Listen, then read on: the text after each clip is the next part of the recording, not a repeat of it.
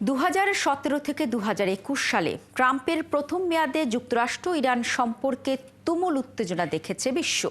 এই সময় ইরানের উপর আরোপ করা হয়েছিল নানা রকম নিষেধাজ্ঞার খড়গ। আবারও ক্ষমতায় সেই ডোনাল্ড ট্রাম্পই। দ্বিতীয় মেয়াদে তাহলে কেমন হতে যাচ্ছে ট্রাম্পের সাথে ইরানের সম্পর্ক? আবারও কি নিষেধাজ্ঞার খেলায় মেতে উঠবেন ট্রাম্প? ইরানের সম্ভাব্য কৌশলী বা কি হতে পারে? বিস্তারিত জানাচ্ছেন মনিরুজ্জামান বাবু।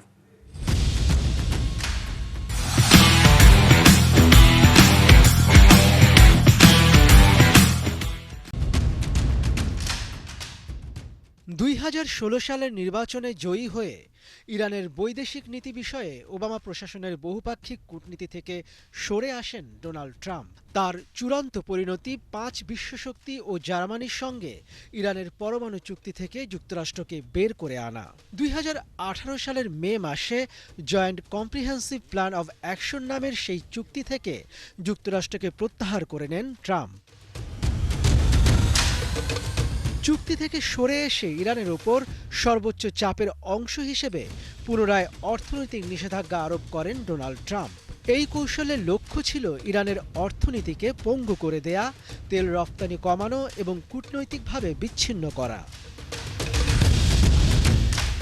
মূলত এই নিষেধাজ্ঞা ইরানের অর্থনীতিকে মারাত্মকভাবে প্রভাবিত করলেও আবারও পারমাণবিক অস্ত্র নির্মাণে ইউরেনিয়াম সমৃদ্ধকরণ শুরু করে ইরান। ট্রাম্প ক্ষমতায় ফিরে আসার সঙ্গে সঙ্গে আবারও তিনি ইরানের উপর একই ধরনের নিষেধাজ্ঞা আরোপ করতে পারেন বলেই মনে করছেন বিশ্লেষকরা। ইরানের ব্যালিস্টিক ক্ষেপণাস্ত্র পরীক্ষা দীর্ঘদিন ধরে যুক্তরাষ্ট্র এবং তার আঞ্চলিক মিত্র উভয়ের জন্যই উদ্বেগের কারণ হয়ে দাঁড়িয়েছে। নতুন করে চাপের মুখে ইরান তার প্রতিরক্ষা ও ক্ষেপণাস্ত্র উন্নয়ন খাতে কঠোর নিষেধাজ্ঞার সম্মুখীন হতে পারে।